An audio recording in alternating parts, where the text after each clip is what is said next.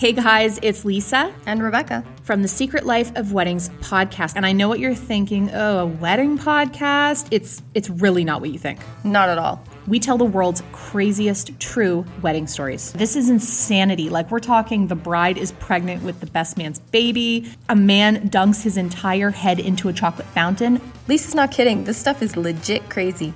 Come check us out in the Secret Life of Weddings podcast. And remember, anything can happen at weddings. And we will be here to tell you all about it.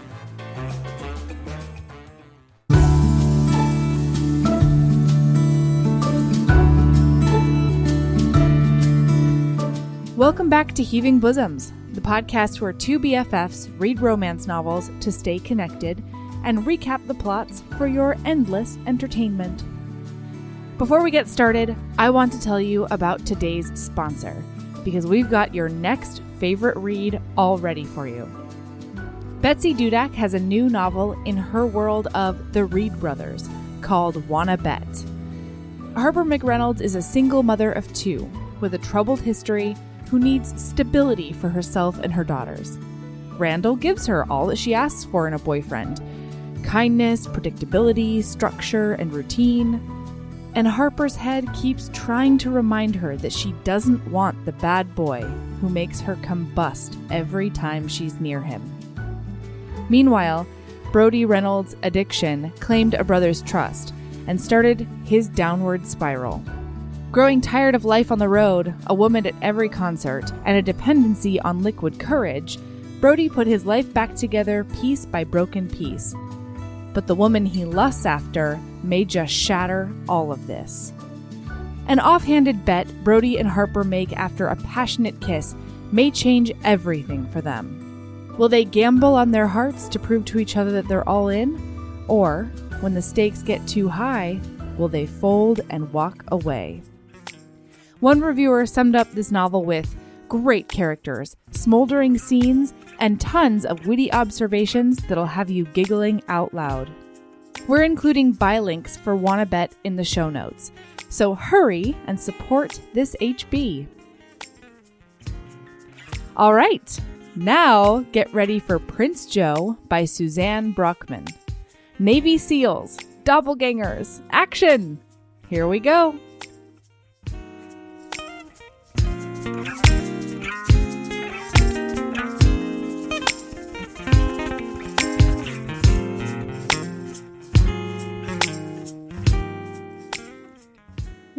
Hi, Erin.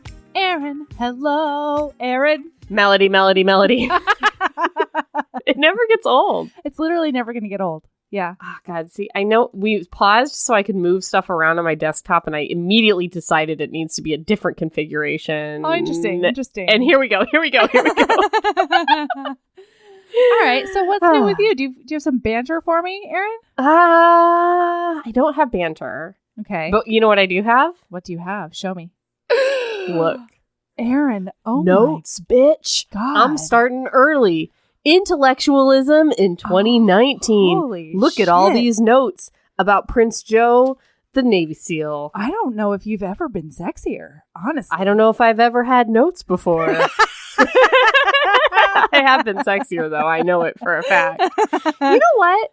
I do have a banter. Oh, tell me everything. Do you remember over a year ago when my mom found out about the podcast? Yes. She thought it was remember? A YouTube, though. She was like, threat where's level. your... She still does. She still calls it my blog. But, so I got her for her birthday this year 3 romance novels that I believed that she would like. Ooh. One was a Tessidaire. Okay. One was the brides that were the seasons. What was that one? Oh, the autumn bride, the summer bride. I don't remember which one we read. Winter's Nor bride. do I remember the author, Anne Gracie. Yes, I do. Gracie. Was it Grace and we called her Gracie? No, that was Grace Goodwin. Anyway, yes. Anne Gracie and some other one I don't remember. Right. But like recently, like a month ago, I found out she read them all. And then she read all the rest of the seasonal bride series. Get it? And then she read The Duke and I. Ooh. And then she listened to our episode on The Duke and I. No. And then, I know. She listened to the Duchess Deal one too. Wow. And now, today, I just called her and she's like, Oh, she just had foot surgery, so she's like held up in her room, like she's got her foot elevated and stuff. I'm like, what are you doing? And she's like, well, I'm on Francesca, and I was like, that's the F. That's very far in the series. And she's like, oh my gosh, her husband died, and there's this best friend, and he's a rake like you'd never believe, and he's the biggest rake anyone's ever heard of, and he should have been an earl, but he missed the birthday by one day. And I was just like, remember a year and a half ago when my mom was like, I would listen to your blog, but I'm just not interested in it. Do you remember that? Yes. Now she's interested in it, but does not listen to the blog. Well, that's fine. Your mom liked me when we met. I want to keep it that way. That's true. That's true. That's fair. She knows all this. And she's like, you've got to read this Francesca one. And I'm like, well, I can't because I have to read what they make us read. And she's like, can't you just do a whole series? And I'm like, no, that's a different thing than what we do. Can't. Unless it's Akkoshmerv, and then I guess it is. Because you know what? What? Somebody 5-star reviewed Akko War 2020. Akko War. I screenshotted that thing and sent it to you, bitch. You never responded. Now I know why. You didn't see my text. I wanted to act like it wasn't real. God, that book is so complicated and it makes no fucking sense. I can't wait to do 3 episodes on Akko War. It's so complicated. Oh my god. Anyway, do you have Spancer? Listen, I just haven't slept in what feels like years. You okay? Xiaomei has been drafted by the CIA, and I'm certain she's running some sleep experiments on us. You're in SEER school right now? Yeah, she's she just learned to crawl, which is really exciting because she's like, the new skill is something that she is over the moon about. She also does the thing where she crawls on one knee and then her other leg she sticks out as far as she can when she wants to go fast because she gets more leverage that way. Yeah. And then like if she's just being a chill baby. Adults do that too. Yeah. That's a really good low crawl right there that she's doing. It's true. Relevant. Yeah. Topical. Yeah. I bet she learned it in SEAL school with the CIA and all the rest of the business. But yeah, she's hit this 3/4 year sleep regression, Erin. And did you see what I did there? Yes, I for you? Appreciated it. Yeah, I liked it. I did it for you. So, yes. Good. Yeah. Because how many months is that? I don't know. It's I 9. Don't care. 9 months. Yeah, she's hit this regression. So at like 8 months, she was teething, and then that went away for a minute, and now she's a goddamn newborn. Does she have teeth now? Yeah, she has 2 teeth, and she's thinking about chompers. She's thinking about the top 2 teeth, but they're not quite there yet. She looks like a weird little jack-o'-lantern. She does. I love it when they have like a couple of teeth. Well, it was the best because she just the one tooth. Yeah, she only had one at first, and she was our little snaggletooth, and then she got the other one. Anyway, I don't think I've ever been this tired, but I'm sure I was with Ember too. I just can't remember it. Anyway. No, I think times of sleep deprivation, you never remember it. That's what's fun. Yeah, that's true. Drinking and sleep deprivation. Woo! Well, I'm excited. You know what? I don't know whether I'm excited to remember this book or not. I think I liked it. But listen, no, here's the thing, Erin. I got to tell you this off the top. Okay. Remember during our Patreon episode where you read my comedy erotica fanfic scene? I do. And you remember when you said things like, see, this is a ride for me because I would do things you really, really like, and then I would do things you really, really hate. Yes. That's what this book was for me. Oh, I see. Yes. The romance is top notch. And then every single time they talk about having sex or fucking, all they say is making the love. And like they want it to be joined. Erin. There were a few things that stuck out language-wise that I was just like, oof. Like there was a lot of making love. And then there was one time where he was fantasizing about her. He was talking about plying her with alcohol. Oh, yeah. That was a thing. Yep. And he decides against it, thank goodness. But he was definitely thinking about roofing her. I don't think he meant it in the way that we assume that he meant. He meant like, I'll give her a couple of drinks. Like I didn't think he meant like I'm going to get her drunk and get in there, because he was like, I'll ply her with a couple glasses of wine. And then he's like, no, she would want expensive champagne because she's like an expensive lady. So I think he was more like, we'll have a drink together and then that won't be businessy. It'll like loosen her up in a way that it's like, we're not working anymore. We're having drinks together sort of thing. Right. That's what I think he meant by that, because he seems otherwise to be a regular consenty kind of guy. He totally is. I mean, and that's one of the things that I really liked, because when they were making love. But I did read that and I was like, Melody's not going to like that line. Yeah, he would be like, tell me what you want. And I really like that. But like the other thing, I discovered a new thing I didn't know I hated. You want to know what Navy it is? SEALs? No. Because I've known for a long time. What? I love Navy SEALs or whatever. I don't really care about them. But anyway, no, the word joining. There are several times. One where she's thinking to herself, as if their intimate joining were already a given. Intimate joining. No. Oh, and then it says his body was straining to become joined with hers. Yeah. I don't know why it squeaks me all the way out. So I did not even notice this word. I didn't even notice. You know what? This is my feasting. This is my feasting. Oh, God. Like, listen, the feasting. Yeah, never mind. I was going to say the feasting was specific to that man being a monster man and wearing a masquerade mask while he did it. But the truth is, no, that's not true. No, that if just Joe added had to the feasted trauma. on Veronica, I would be go roast out. Anyway, so I really liked a lot of this, but there were specific things that just was not Melody approved. It was not for me, is all. So should we tell them what the premise is? Yeah. All right. So we've got Joe and Veronica. Joe is a Navy SEAL, but he's like the mostest of the Navy SEALs. He's like, can stay up the longest. He is a bomb. Guys, listen. A parasail. All right. Happy Veterans Day, guys. Oh, Here's the Happy thing. Navy Veterans SEALs, Day. we thank you for your service to this country. Seriously. You've done a lot of great work. You're the best of the best. No one can argue with it. Often you are unsung heroes. We don't Navy know SEALs, three-quarters of the shit you do. Nope. They're not unsung. They're the most sung. They're so super fucking sung that it has made them the worst. Oh. We're glad about you. We're glad for what you did. Many thanks. Much thanks. So much thanks. Happy Many Veterans gratitude. Day to you guys. Yes. They are the worst. They're the worst. Like interpersonally? Everyone agrees. Yeah, interpersonally.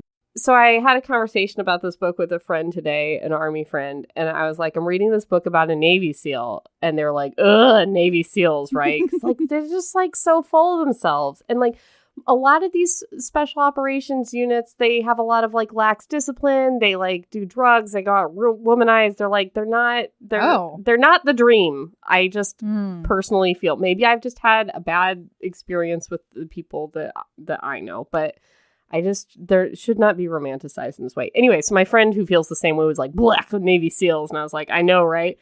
And each Navy SEAL has a specialty. Mm-hmm. There's different guys on a squad. They each know a certain thing. And then the squad itself is for a certain thing, if that makes sense. Okay. So Joe would not be an expert in languages, bombs, cyber, hand-to-hand combat, scaling buildings, flying planes, flying helicopters. What else does Joe like? Parasailing, skydiving, like he calls it skydiving, which is another red flag. Like bombs under the water too. Bombs above the water. Making bombs, whatever kind of bombs you want. Joe's got it. And it's just like, that's not how it would be. Oh, also karate. Yeah, karate, martial arts, celebrity impersonations, whatever you want, Joe's got. And my friend was like, so I'm reading this book about Navy SEAL, and she's like, what's his specialty? And I like listed all of those things. Mm-hmm. And she's like, so his specialty is lying to women?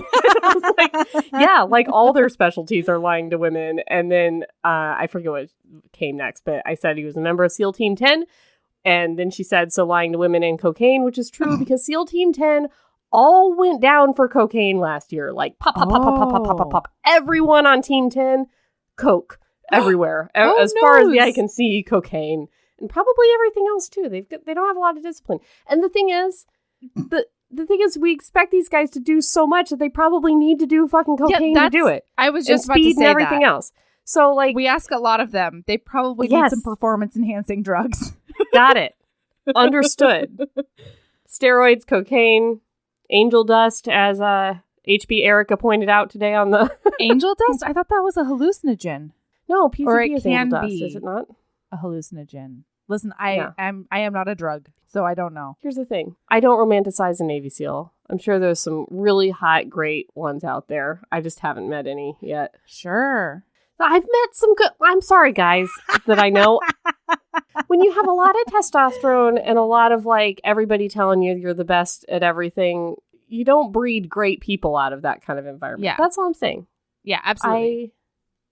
We should probably re-record this so that I'm not taken down by America.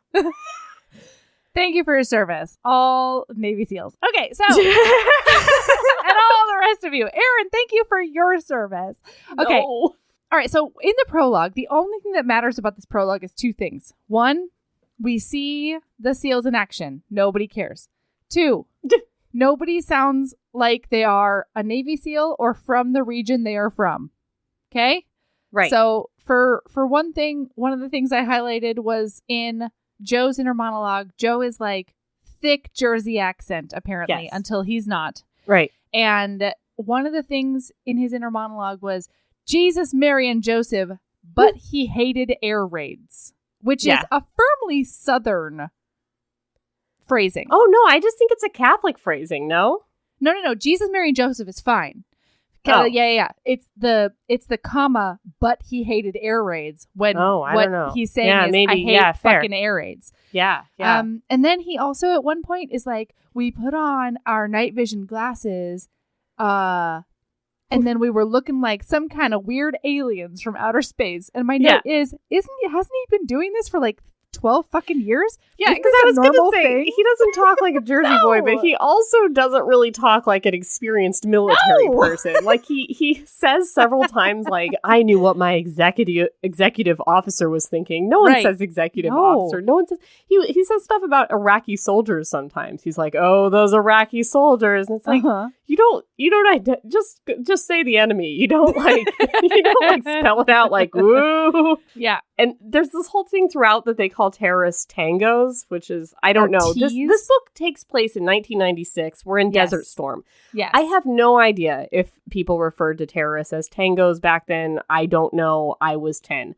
However, if you're going to refer to terrorists as tangos, don't later in the book refer to them as T's, because the whole point of tango is so that you don't say T and confuse somebody over the radio. Yes. So now they're saying T, or look at those T's over there. And that's the whole point. That's the whole... We have an alphabet for a reason. That's the whole point. And then there's a couple of times where they're talking to each other and they're like, oh, the T's over there. Yeah, those tangos. The same person is saying that as if they're explaining to the other person they've apparently been on SEAL Team 10 with for years what their own jargon is. Yeah. Like, it's bad guys. It's really good. The enemy.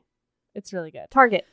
Anyway, so the prologue is just to find out that Joe looks exactly like this Ustanansian. Nope. Who is a guy? Uber-Schmervian guy. Ustanansian Prince. So they rescue him out of an embassy in Baghdad. He's under some stairs. When he sees this guy... Yes. Yeah. Ustanansian. When he sees this guy, he's like, oh shit, this guy looks exactly like me. That's so crazy that this prince from Ustanansian looks just like me. You're telling me that Alpha Squad, SEAL Team 10, went into Baghdad behind whatever friendly fire... 100 miles where they're being bombed by our own bombs. goes into the embassy. They don't have a map of the embassy. Gets under the stairs, sees this guy, and they don't have a fucking photo of the prince they're trying to save, and they're like 100 miles behind enemy lines trying to find. No one provided them with a photo of Tedrick the prince. I know. So they're just wandering this embassy. They're looking for the first guy they see in this embassy. They're looking for the guy in the fanciest clothes. Oh my god, yeah. Dude, Tedrick the Prince, change out of your silken socks or whatever. Oh, God. Oh, also, Erin. So his name is... Oh, fuck. His name is... Tedrick. Joe. No, Joe's Joe. name. Oh, Joe Cantanellano. Cantanellano. Listen. Canada Tolano. Canada Tolano. It doesn't matter because the only thing I read throughout this entire book was Jordan Catalano. All I read for this whole book was a buff-ass Joe the Grocer, and I was here for it, and I don't care if he's from Chicago, and I don't care. That's who's playing my Joe. Oh, no, it's Jordan Catalano. She was writing this, like, while I looked up the dates. This thing was being written while my so-called life was on there. So my theory is that she saw the fuckboy pothead that was Jordan Catalano. Yeah. And decided to rewrite him as an emotionally intelligent alpha Navy SEAL. And / Jersey boy. I'm into it. So just to let you know, he's going to be Jordan Catalano throughout this entire recap because that's all I could think. Well, for me, it was Joe the Grocer, and because the Chicago accent and the Jersey accent equally nasal. Yeah. And so he makes a lot of sounds that are like, eh. So that's where I went. All right. So then we clip to Veronica. Later. Chapter 1. Oh, God, years later. In the prologue, he's a lieutenant. He's the commander of Alpha Squad. Yeah. Years later? Is it years? Maybe it's not years. It says years. It says a few years later. Yeah, that's true. He's still an LT? He's still the commander of Alpha Squad? Shouldn't he be? I don't know. Maybe that's how the SEALs work. I have no idea. But you would think he would get a promotion at some point in time or like move on to a different job, you would think.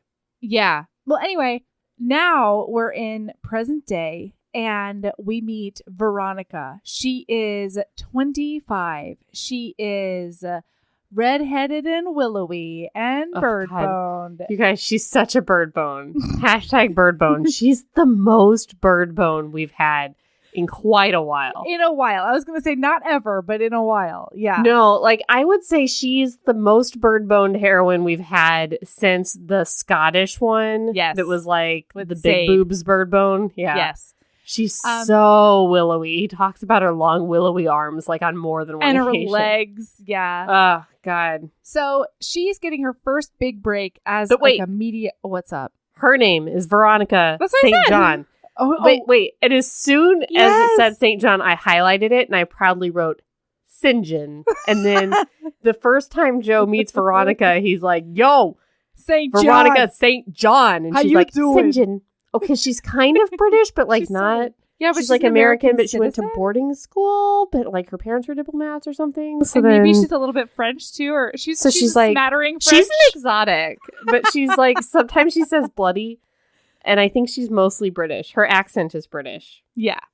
So meanwhile, I was like, she's Veronica St. John because it's nowadays. It's not. Right. It's not England times. Why would you make it into No. St. John? That's not how it's spelled. She's a St. John. But she's a St. John. Yeah, that's what she says. Can I tell you something about Veronica St. John? Yeah, please. Tell me everything. We've got Prince Joe, and he's like, oh, You God, mean 34 Jordan. minutes. Oh, no, Jordan yes. Catalano. Yes. Yeah. Jordan, Joe, the grocer, Catalano. Listen, all I'm saying is that Susan Brockmann cannot take a syllable off his first name and put it on his second name and fool me. Okay, listen. Okay? It's Suzanne Brockmann, and we love her. And yes. we can have all the problems with this book, and it will never stop my undying love for the woman, Suzanne Brockmann. Oh, no. I just want to say. You have no argument for me there. What was I telling you about? Oh, yeah. So he's like super competent, like competent to a level that this book becomes comical to me. Competent to where I was thinking, like, is he a mythical creature? When is he going to turn into a dragon? What's going on? Is he lying to her? Does he have 20 engagement rings in his pocket at all times to play the same game on every woman he meets? Yes. That's what I was thinking. Veronica St. John, the book wants us to think that she's very business, very competent, very many things. But she's terrible. Veronica St. John does nothing. And, okay, so her thing is she's following around this Prince Tedrick now. And she's a media consultant. Yes. But really, she has a new media consultant business, and she's using this trip to get her business off the ground floor. So she's never done a media consult before. Right. And the prince is her friend from boarding school's brother. Mm-hmm. So, like, she didn't even get this job, like, on her own. No. And also the book never shows her doing her job. And I just wish she would have been like a cool, like I wish she would have been like an Olivia Pope. Like just like I'm the person that flies around the world that everybody uses for shit. Like I am a prodigy. That's why I'm 25. Yeah, it's true. I really wanted her to be like super badass and super wonderful, but mostly what she does is accidentally nap and whine about how little time she has and like how much he doesn't respect her. Time. Yeah. No, that's fine. Listen, I'm a mess when I am overtired, as you will notice probably throughout this episode, and how maybe you have been noticing in the last few episodes, listener. Who the fuck knows? Anyway, she's with Tedrick. He's the worst, but he's managing to like smile at the camera and do whatever. But then Veronica sees a glint up in a balcony where nobody should be. Glint. Which, by the way, Veronica St. John knows nothing about anything. No. She's just a boarding school lady. If she saw a glint, she would just be like, nice glint. What a sparkly day. Don't you think? Yes. There's but no not this part one. of her that would sense random danger. Not Veronica. Listen, she turns into an action hero and she full on tackles this dude down to the ground and he does not get murdered by a sniper. Then the sniper in the balcony gets away somehow. All these things are true. He's also surrounded by these FinCom agents. They got these FinComs. But do you remember what a FinCom stands for? It's ridiculous. It's like Federal Intelligence Commission. And instead of calling them FIC agents, they call them FinCom. And also, when DOD shortens things to com, it's always command. What did you say this was? Commission. No, we don't call Federal commissions Intelligence comms. Commission. I don't think that's a thing. Well, it's fine. Anyway, they're basically the Secret Service, except they suck at everything in the whole world. They are so incompetent. They don't understand what security One seal could do the job of 2,000 SimComs. 2,000, I tell you. FinComs. What are they? FinComs. Furcoms. They all of a sudden are like, what are we going to do? Because Tedrick is the worst, let's recall. And so he's like, Tedrick, I am not going to be in danger ever. So you're going to put me in a safe house. I have an American doppelganger. You will get me, my doppelganger. Right. And they're like, who the fuck is it? And he's like, his Joe. name is Joe. And he's in the Joe. military. And he's a SEAL. How do they figure out what Joe it is? I can't remember. They're like, oh, there's only one SEAL who went to this mission named Joe.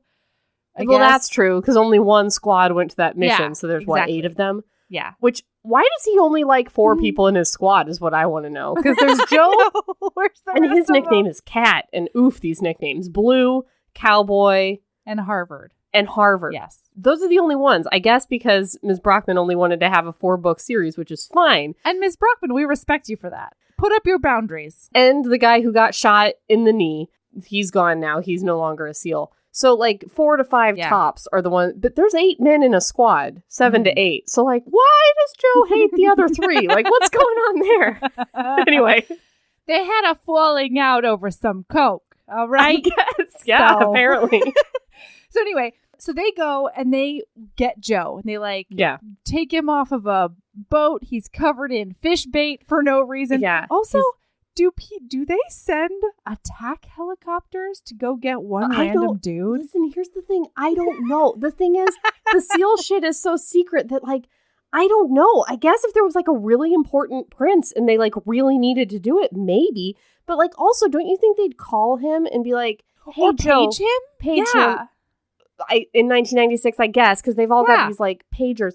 And just be like, hey, Joe, we need you for mission on whatever secret communication device because that they he's have. on leave right now. Yes. Oh no, he's on what do sailors call it? Fucking shore leave. Shore leave. Shore times. Yeah. And so they just send a helicopter to land on his boat. No, they throw a rope down. They're just like, get in the copter. Oh God. He's got a literal piece of twine holding his shorts up. His cut off, he really does, you guys. Cargo shorts, okay? Oh, and man. he hasn't shaved in 3 days. Literally covered in fish bait. He smells like fish guts. And they just take him, and they don't let him shower. They don't let him get anyway. So he shows up at this hotel. That I can believe. But, like, you'd think they'd be like, just meet us at this Walgreens. You'd think they would just send a page and, like, give him an address, and then he'd get off the boat, and then he'd go to the place. And then... Totally. I don't know. I don't know, man. Anyway, so he shows up at this hotel, and Veronica St. John is like singing in the shower. She's singing in the shower. And they apparently just like toss him in this room and are like, wait for the bitch who lives here. And he doesn't know like who she is. She has no idea he's supposed to in be there. the one. Why would she be the one that briefs him on this mission? A 25-year-old media consultant who started her business 5 minutes ago, who knows fuck or shit about the military, is the one that's going to brief him on the mission. Well, and he apparently had to walk through a room full of actual secret agents and actual military people to get into her bedroom where they're like, listen, Joe, we're not going to tell you shit about the mission that you're here for. Just wait for the naked woman in the room to tell you. They didn't send like one dude who's involved with this mission on the helicopter to like maybe... Here's the thing. What a great meet cute, though. No, exactly. To both their credit, they are just as mystified as we are. And she's naked. Huzzah. Huzzah. You know what, Suzanne? I forgive you. It's kind of like the beginning of Wimbledon. Like, is it possible Paul Bettany got the wrong key to the wrong room and just walked into Kirsten Dunst's room while she was naked? No, that's not possible. No, but I liked it. I did too. I enjoyed it.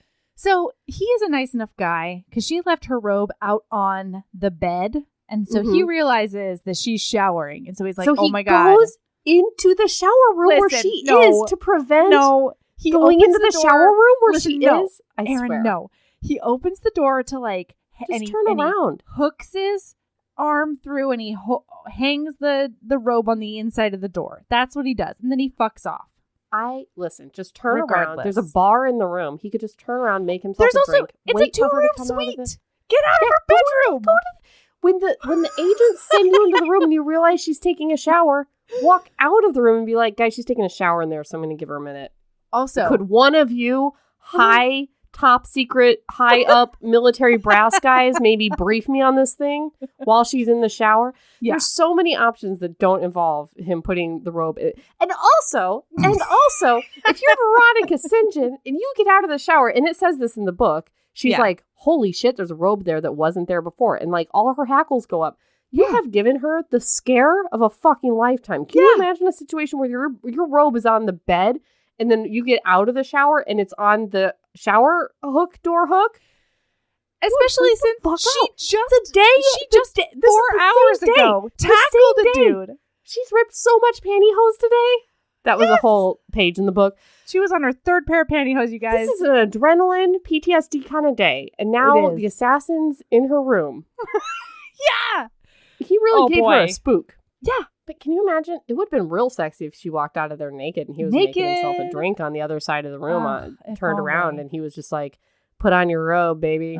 We got some briefing to do. Or don't put on your robe and brief me from there.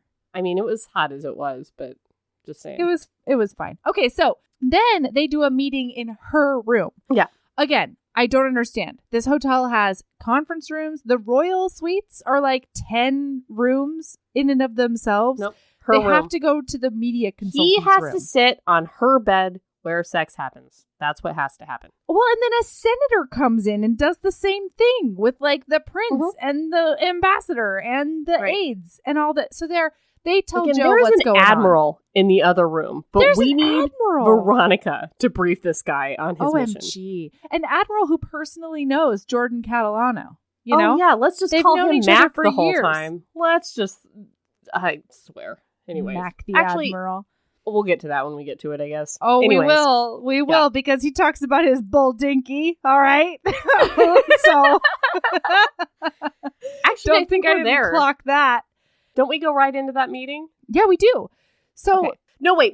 No. She looks at him. Yeah. She identifies him as a sexy man. I mean, we're skipping the romance. Well, except that he looks like a creature that just came out of a black lagoon. But like a sexy creature from the black lagoon. Obviously, yeah. Which women would be into. Twitter. I know. I'm only into vampires, though. No, I'm too. Not even werewolves, my man. Like, sorry, we're talking about a Twitter fight we got in. Like, this guy thought that the women were only into vampires, and he has a degree in this. Anyway, he has a degree in lady really sexuality. Decreased the Kinsey Institute in my estimation. Yeah, right. Okay. Anyways, we go into this meeting. Oh no, but I have to tell you. Yes. He's wearing a shirt, Mhm. cut off fatigues, as they called him at the time, Mhm. with a belt made of twine. This is what I'm telling you. Doesn't that a belt made of twine? I don't know imagine why. the sexiest man you can, and then put a twine belt on him. Oof. Yeah. I dated a guy that always wore military uniform cutoffs all the time. It was the worst. That's a choice.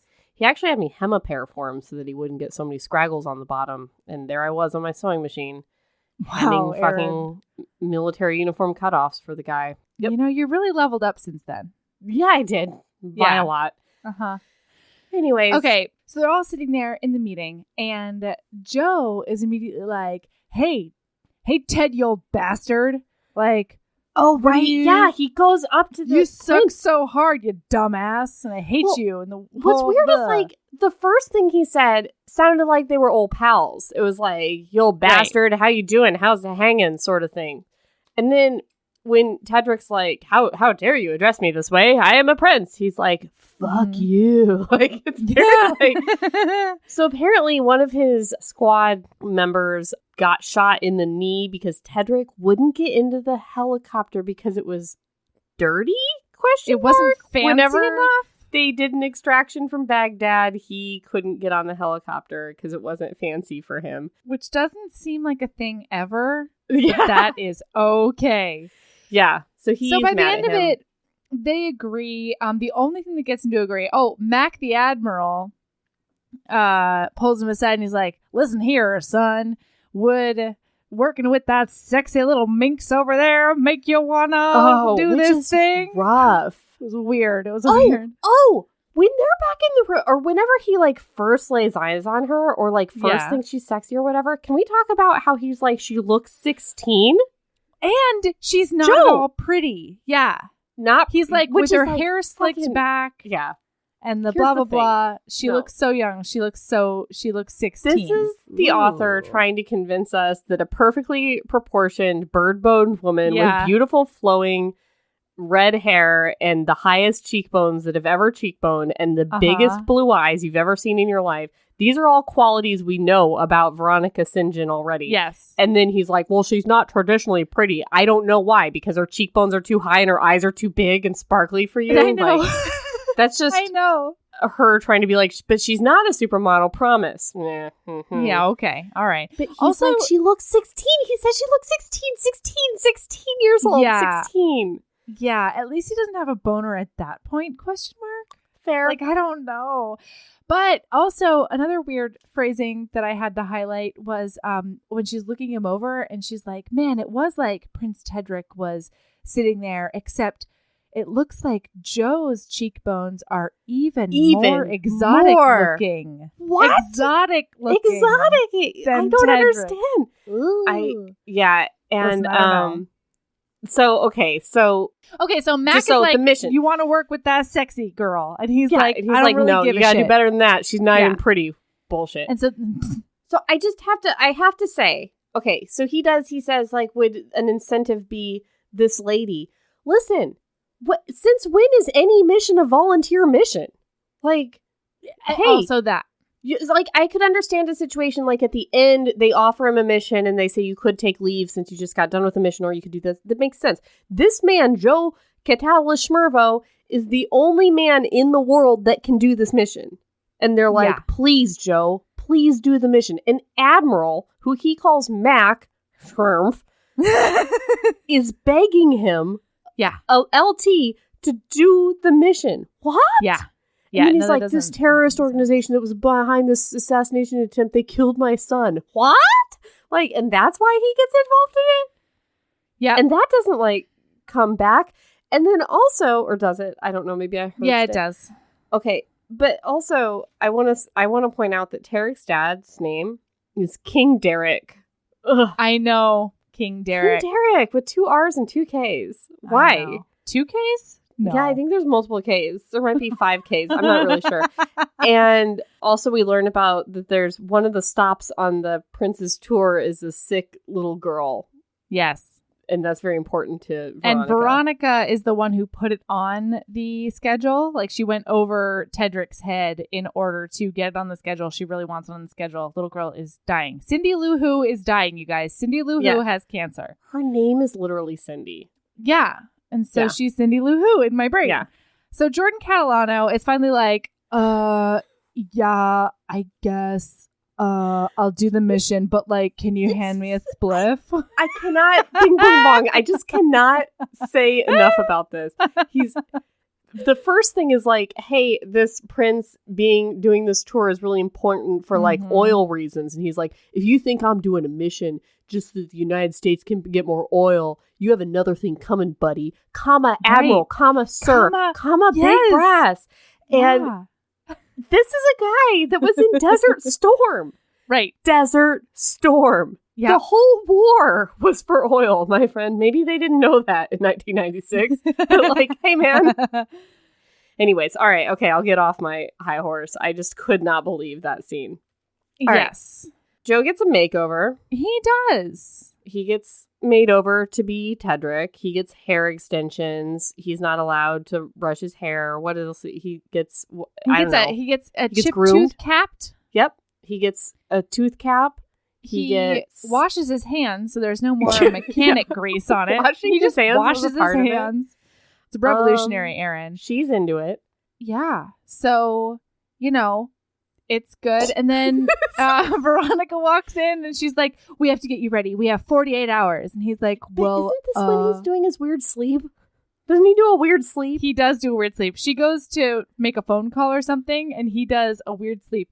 She looks over. He closes his eyes. He immediately starts like REM sleeping. So his eyes are all over the place. He's slack-jawed, blah, blah, blah, blah, blah. And she walks over to he has a snarl on his face. A snarl. Oh, yeah.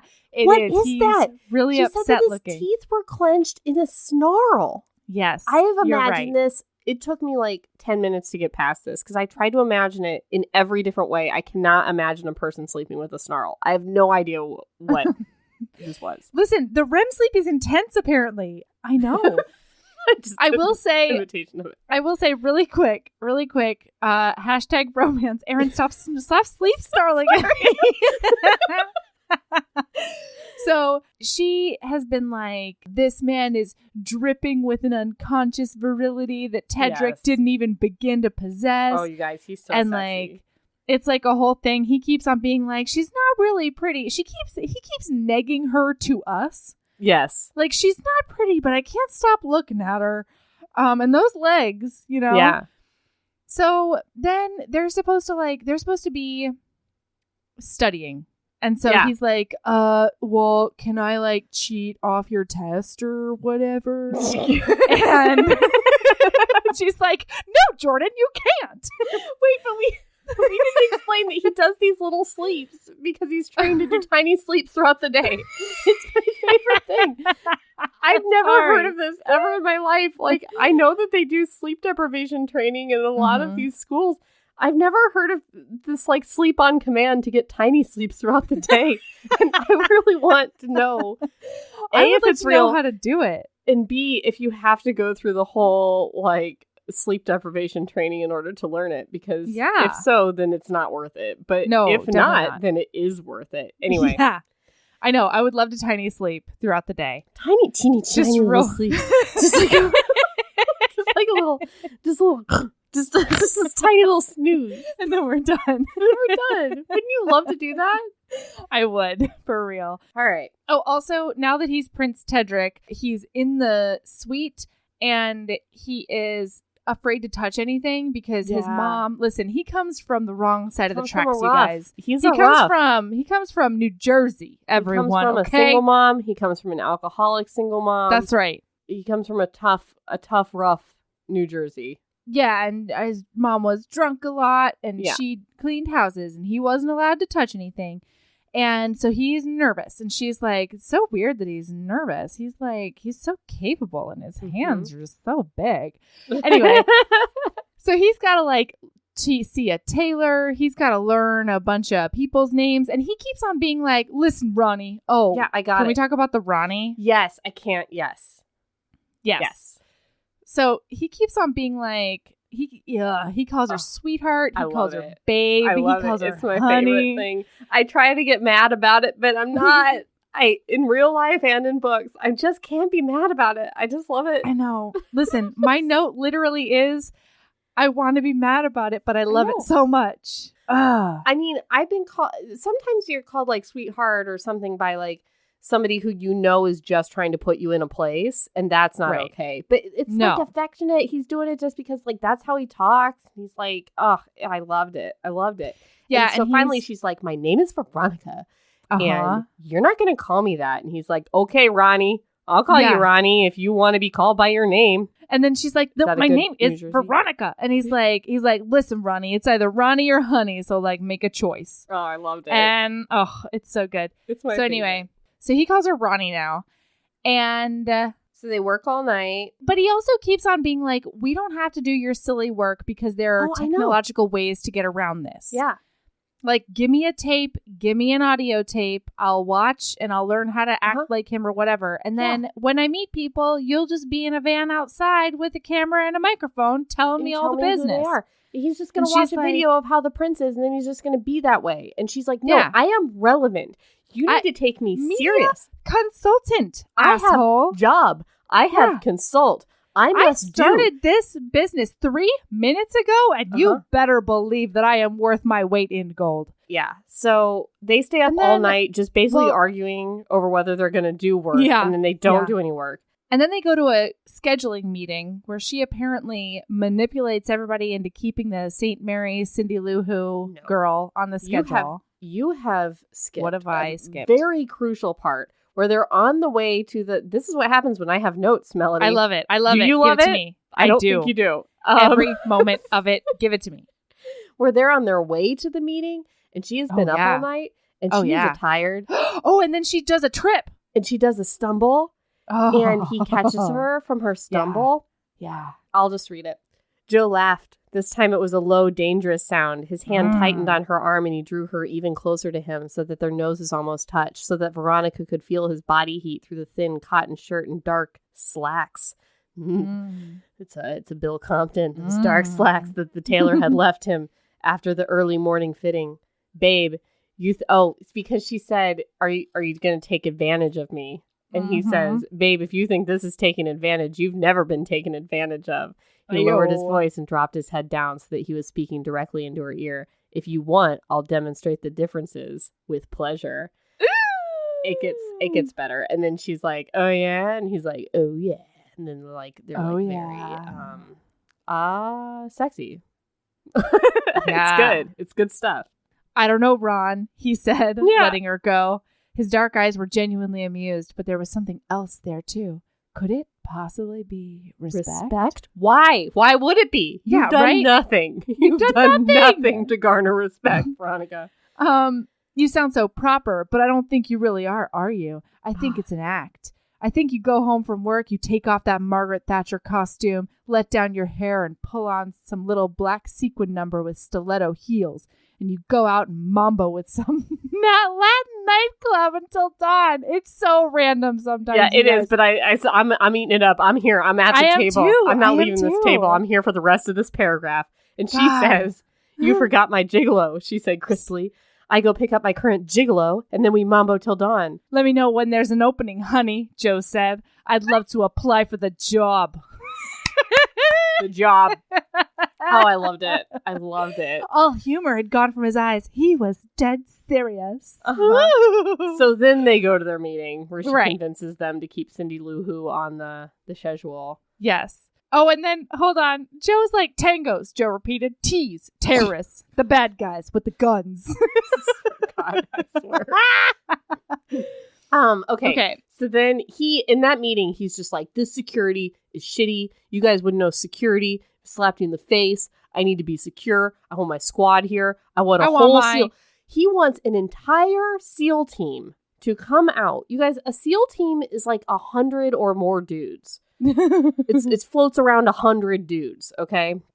To come out and pose as all the workers on their Alaskan cruise that they're taking at the end of this thing. To be the whole...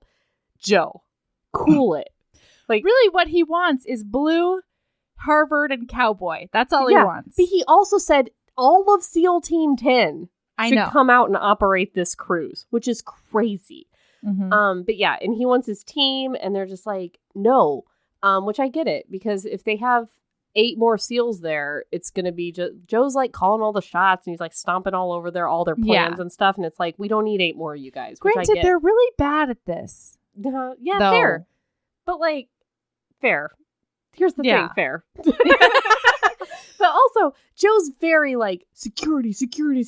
And then near the end of the book, he's very like, meh. I'm going to run in front of that gun. Yeah. Yeah. So Joe is like, I want my SEAL team out here. And they're like, absolutely fucking not. And so he's like, fine, I'm going to prove it to you. So he takes her back to the room. And then they do some more studying, supposedly. Yeah. And then she goes they get back in a fight her room. because he won't do any studying. Yeah. He's like, I got to go to this meeting and then I need like another hour or whatever. So like, go to your room and nap or do whatever you need to do. And so she goes to her room and she does a flash dance. She does a get in my workout clothes. Off the chain. crazy town.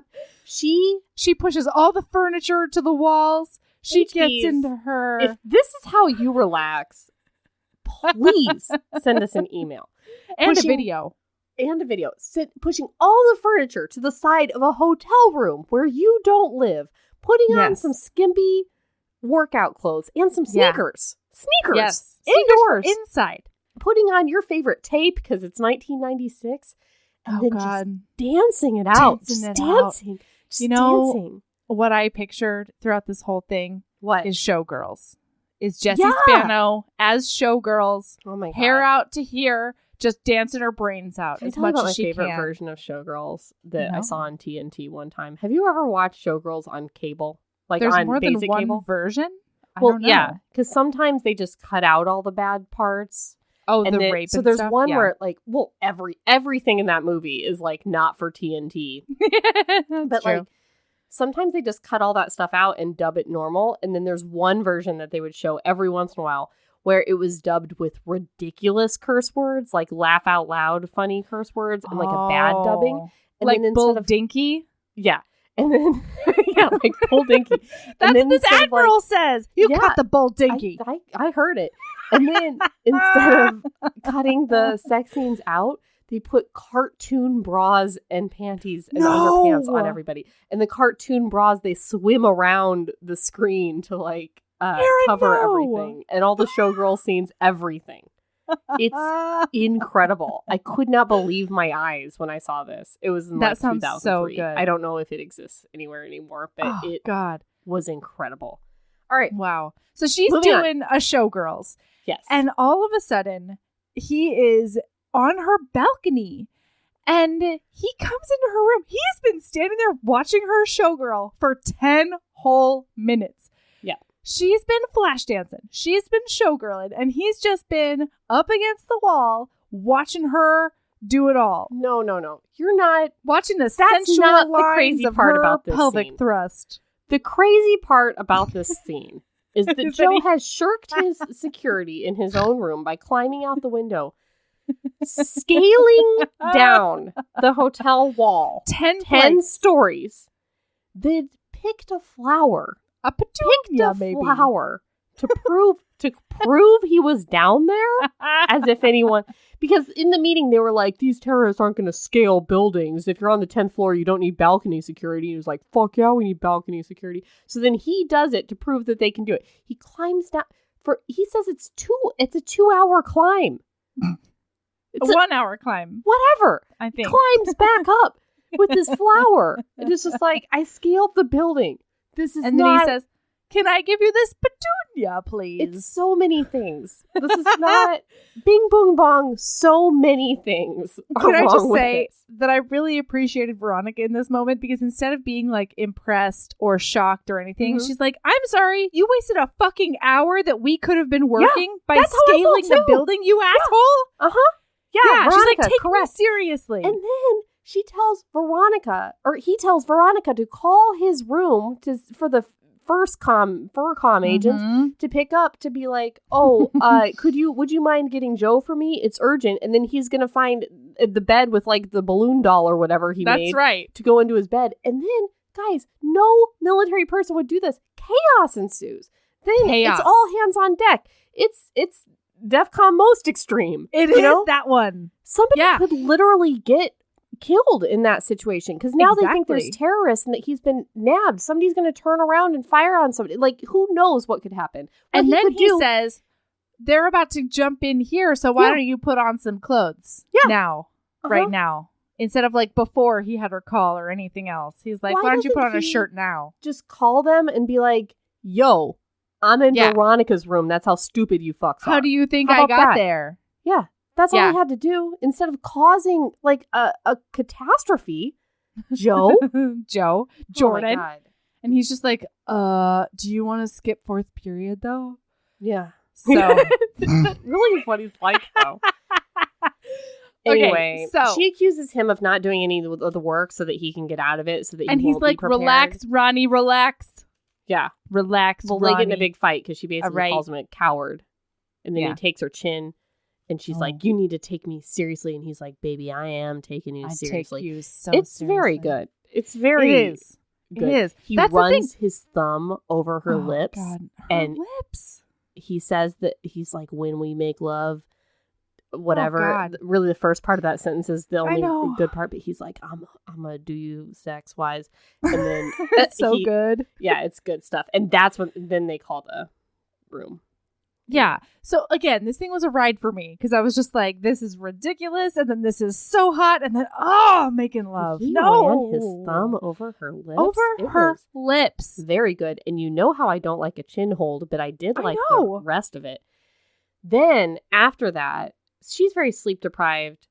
He shows her the walk that he's going to use for Tedrick and he's bad at it. And so she cries and then she cries on him and then they make out. Yes, you guys, it's on. And then they make out. And then he's like, listen, I am taking this seriously. And he tells her about the terrorist group or whatever. And she's like, oh, you're such a good dude. And then they make out. And then afterwards, she's like, I'm sorry or something. That was a mistake. Yeah, that's a mistake. She says we made a mistake. And he loves her now. He loves her. He's full on in love with her. It took one smooch. He's all the way in.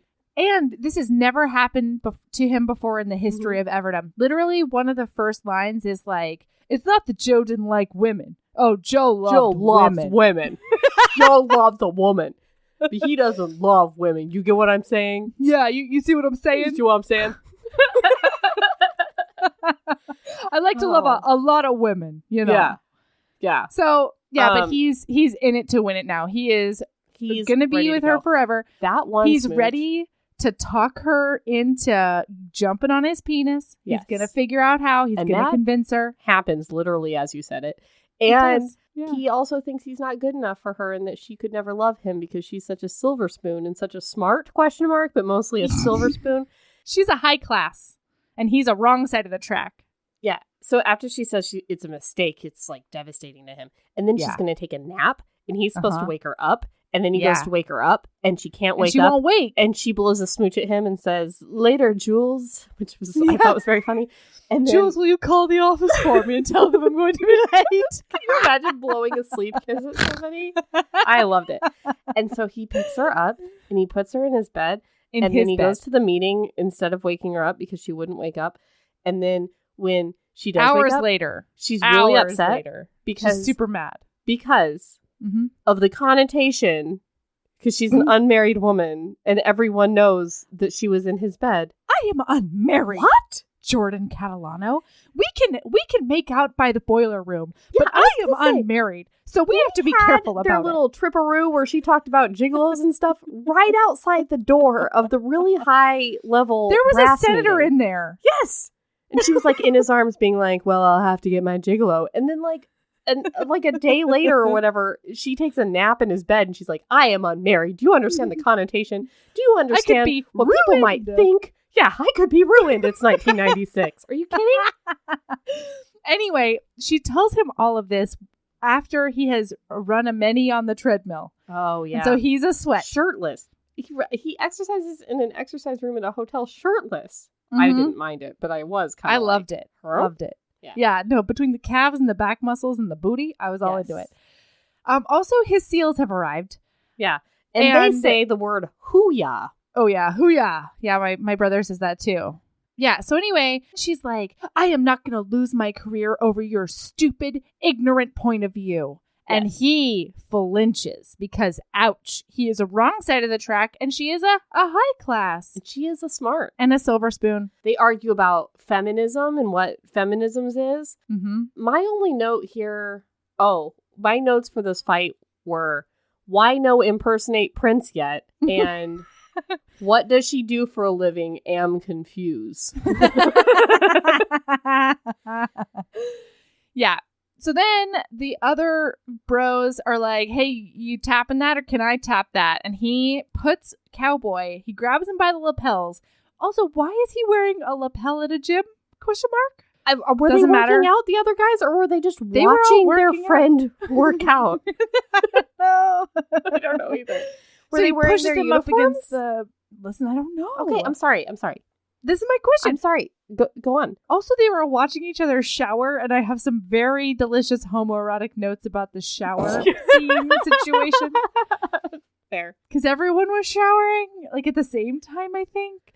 Yeah. So, anyway, they're up against each other. They have just rinsed off. They may or may not be clothed. I am not sure. I'm going to decide they're not clothed. Uh-huh. And he's like, you stay away from her. You all stay away from her. They're naked, but he has lapels. Yeah. Those just the lapels. Just lapels, just a dickie. Just by the nipples. He's wearing like a little dickie. No, he's got him by the nipples against the wall. The body lapel, you know. Mm-hmm.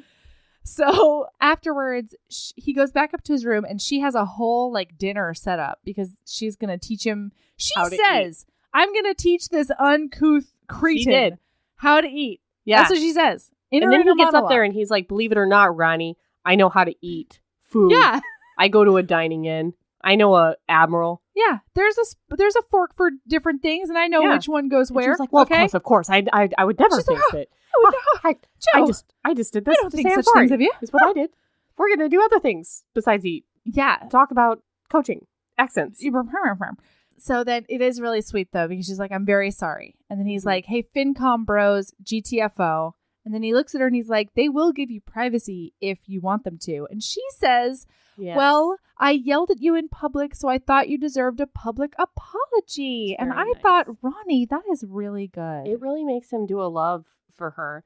And then she tells him all about how she's doing this because her friend Wyla, who's the prince's sister, wants aid for Uzbekistan so that their kids can eat and stuff.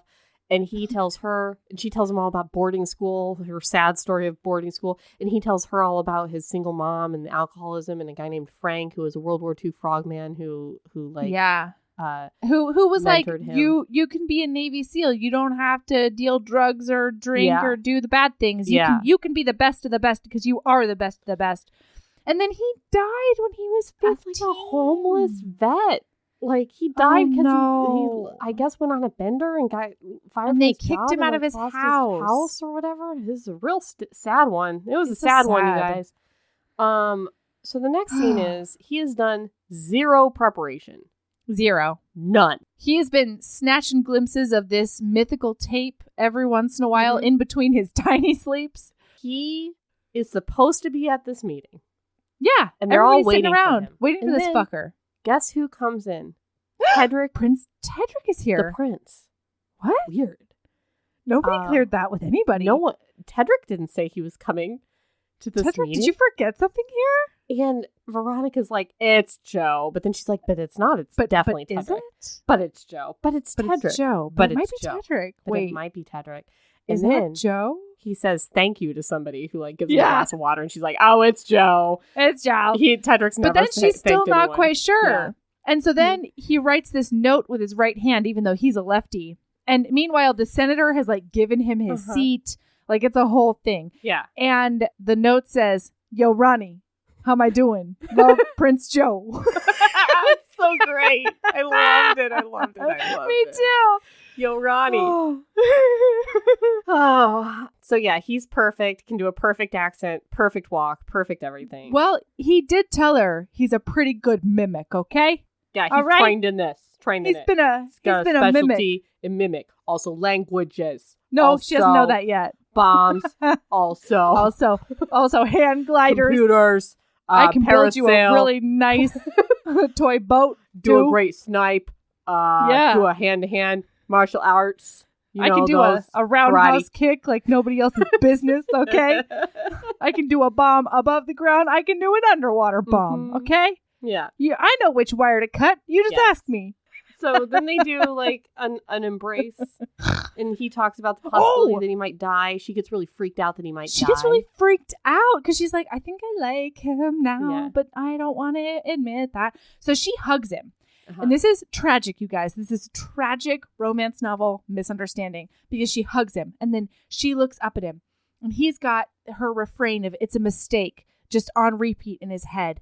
And so then he's like, it looks like she's opening the door. He starts coming down for a smooch. And then she shirks away and goes out of his arms. So he's like, I am rejected twice now. What a dummy am I? Wrong side of the track. She is a high class. Yes. Meanwhile, she just heard the door opening. So a bunch of FinCom SEAL guys walk in. And she didn't want to get caught smooching her job. Okay? Yeah. He is her job. Yes. She's at work right now. Yeah. And so she can only smooch like by the boiler room. Right. In between second and third period. Yes. Not right now. Not now. Not now. He's devastated. And she's like, hope we can get that smooch in later. Yeah. Because I wanted that smooch. I just couldn't have it right now. So the next morning, he's frosty. Yeah. He's keeping his distance. They have an event, his first event. It goes good. Yeah.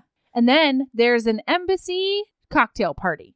And so she is out in the van with an earpiece. And she's like, throughout the day, he got warmer and warmer to me. He started so chilly. And then that goes well. And then they go home. The next day they do St. Mary's, right? Yeah. And then they do St. Mary's. Oh, and man. Guys, Cindy Lou Who is a heartstring. She tugs him. She's the sweetest. And he is the sweetest. She's been practicing her curtsy, but now her brain tumor, she can't curtsy, so he teaches her how to do an eyelid curtsy that he says that his sister Wyla did when she was in a ski accident because a princess has to be able to curtsy. And then she asked him if there's hungry kids in his country, why can't he just give them all his food? And he's like, it's more complicated than that, but I understand. I'm certainly not sure why, but okay. It's a cute. And he starts speaking perfect French. Yes. This is where she finds out about the languages. Languages is one of his He's specialties. a pretty good mimic, okay? He does a language. All right. He also knows da. That's Russian, so that's one of the languages. He knows French, English, and da. And like plus, 5 more. Yeah, 5 more. So he knows things. Specially languages now. So then he like grabs her hands and she's like, I wish I could see your country. And he grabs her hands and he's like, close your eyes. And then he starts speaking her through the landscape and she's imagining it. And oh my God. So they leave. He starts crying. I 100% believed his reaction when he gets out of there because like, hell yeah. The whole time I was very like, are we cool with just lying to this little girl? Like, this is a lot. I know, but it's consider being Joe though. Like he's I know. And he's he's lying to this little girl and she's like about to die and he's not the guy that she thinks that he is and like. But we also know Tedrick and he would have been a toadstool in there. He would not have even gone in there. He threw her letter in the garbage. He did. Joe leaves the hospital. He walks out or whatever. He just loses his shit. He's a big sob. And then they go into a chapel. Me too. So he is a cry and she is a comfort in a chapel. And it is so sweet because they start talking through it and he's like, I don't think I was good enough. Like I wasn't the prince. And she's like, you are a prince, Joe. You are a prince. And then you guys, they do a big, hot, sexy make out. Yes. And then you find out that they did it in front of a nun. Yeah. There was just a nun hanging out in the corner, just making disapproving herps. Or just praying. Who knows? Maybe she was into it. I don't know. If I'm a nun and I got to see the Prince of Uja Shmervia make out with some lady in my chapel, that is with the some juiciest willowy bird gossip bone that I have ever had in my nun life. I know. Nuns love gossip. They do. I learned that from what I know of The Sound of Music, even though I've never seen it. And I learned that from Sister Act. I also learned it from Sister Act. That's right. All right. Okay, but then right afterwards, she says, "I'm sorry." Yes. And he doesn't know if she's sorry because she regrets it or if she's sorry because it's in front of all the people, but he's pretty sure that between the mistake comment and she's sorry, she doesn't want to do this anymore. Yeah. She didn't want to do that. He thinks she's slumming. Like, she thinks it's thrilling that she's making out with this guy from the wrong side of the tracks or whatever, but he is not good enough for her. Right. So then they do another party where there's a guy that like barges in. He's like, I want to ask a question. Oh, yeah. Joe, who's so into security. Joe. Loves it. Loves the security. Is so mad at a fur com. He brought extra dudes in for security. So much security. This guy, he's like, let him ask his question. Or let him ask his, whatever the Ushkatamian accent is. And the guy's like, how can you guys have your opulent party over here when there's a homeless shelter specifically for veterans, ? A homeless shelter specifically for veterans that is next door to here. And it's about to get shut down because of lack of funding. Mm-hmm. And he's like, let's go to that homeless shelter. I'm ready. I don't need no securities. I got the cameras. We don't need to do a recon of that building. We're just going to go right over there. No one goes ahead of me. Homeless vets. Because what's his face was because of Frank. So he goes in there. He gives him one of Tedric's rings. Uh-huh. And there's cameras and stuff. And he's like, fund your homeless shelter with the ring that does not belong to me. Here it is for you. Ustanzian ring. Yeah. With this ring. And then he looks at the camera and he says, this is what my good friend Cindy would do. No, he says that? Yes. No. Yeah. I don't remember. He's like, sometimes when you have a lot, it's just this simple to give to somebody who doesn't have a lot. And he's like, that's what my friend Cindy always says. He says it into the camera. You didn't remember that? No, I think I herbsed it. Oh, I herbsed such a lot detailed of this book. read, and you're such an herbs. I loved it. I did too. So he goes back over and afterwards he like calls Veronica because Veronica's a little worried about this. She gets off the phone with the because she's thinking, oh my God, he gave away one of Tedric's rings. Like, I will pay for it if I have to. Right. And then the ambassador calls and he's like, this was such a good thing for Tedric's image. Like, he's worth his weight in gold or whatever.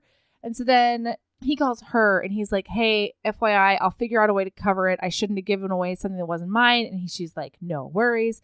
And then he's basically like, okay, cool. I've been really like freaked out since like yesterday or today or since some time. Mm-hmm. And she's like, oh, because of Cindy? And he's like, no, because of you. Because of you. Because of love. My love for you. And she's like, what? Why did you say that? He was like, nothing, never mind. I'll see you later. Anything. It's fine. It's me, Joe. I gotta go now. So I gotta go. Forget I said it. Also, did you take notes in history class yesterday? Can I have those notes? So then they have a fancy party where she has a hint that maybe he's into it, right? Right. But for some reason he's not acting on it, and she loves Joe, so she's like, I'm gonna wear a fancy dress tonight. Isn't that now? Yeah, I'm sure it is. I'm just wondering why she thought he wasn't into it. I forget because he's tried to kiss her and done it successfully twice, tried to kiss her 3 times. But she just thinks he's into it not for a love, but for like a sex. Oh, that's right. You know, he's got a girl in every port, which is accurate. Yeah. And she's just like, he just wants to like do what it is. Hit it and quit it. And so then when he said that on the phone, she was like, maybe he doesn't want to hit it and quit it. Maybe he wants to hit it and keep hitting it forever.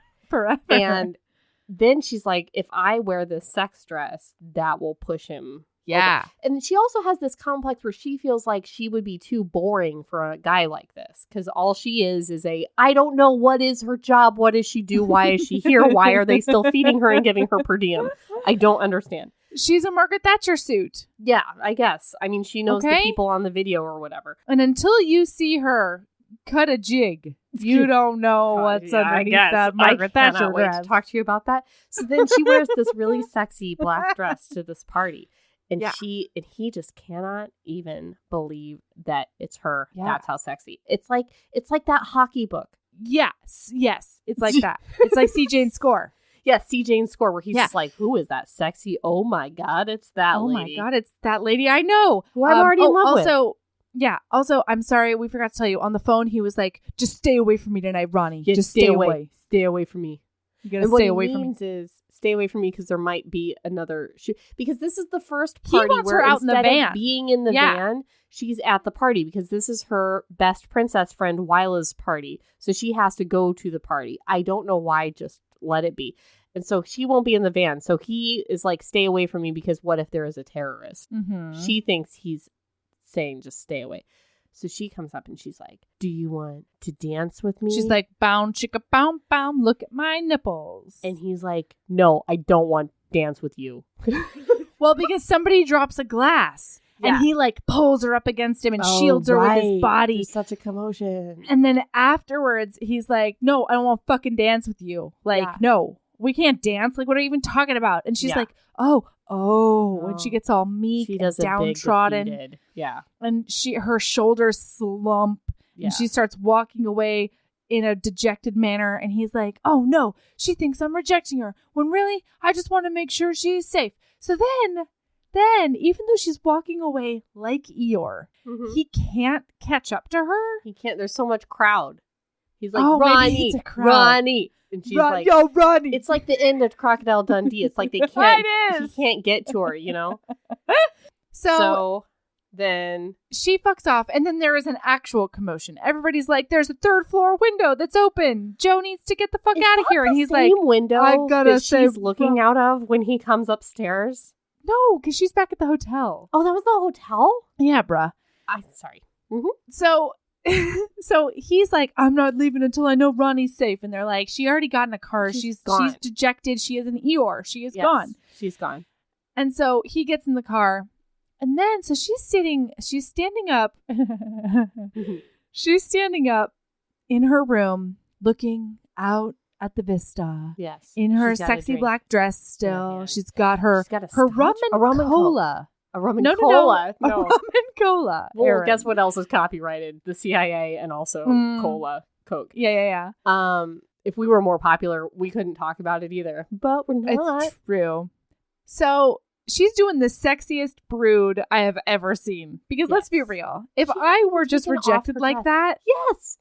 I would be in my coziest pajamas. Yeah, the first thing that goes is the heels and the bra and the dress and the hair. My hair would be like haphazard all over the place because I would have just taken it out and thrown the pins on the ground. Honestly, I kind of wish that's what it was. If he showed up and she had like her updo like hair, you know, but he was still into it.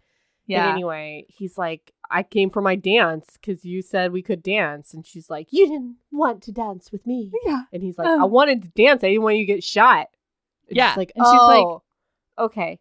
So then they do the because meanwhile, you asshole, the very last, he didn't want you to go to this party in the first place. Yeah. 2 conversations ago, he was like, you should be in the fucking van. It's dangerous. I was on board. The next conversation I was emotionally tracked for both of them. I was not. I was not. Good. I was like, why do you think he doesn't want to dance with you, you dumb face? Anyway, but it's fine because it's on now, you guys. A dance. And then they do a makeout. And then they do a real sexy makeout. And then they do a sex. They do a sex? Yeah. Yeah. But what's great about this sex is like somehow, and I read it several times, but then I was like, Erin, you just got to keep going. Because he does a sit and then he does a lower her onto his dick. No. Yes. Really? Yes. I'm certain of it. I mean, hoo-yah, am I right? Yeah. Huh. That's why you said something earlier about like lowering her or something. And I was like, yeah, literally. That's what happens. That's the sex. Yeah. That's right. Because he keeps on just the tip in her. Yeah. Yes. He's got her up. You know what? That's why it reminded me of the Scottish one. That bird bone lady. Because that happens in that book too. Yeah. She's such a bird bone, you guys. That he's just got her by the waist and he's just lowering her and like lifting her up. It's insane. And she keeps on trying to bear down. And he's like, oh no, not yet.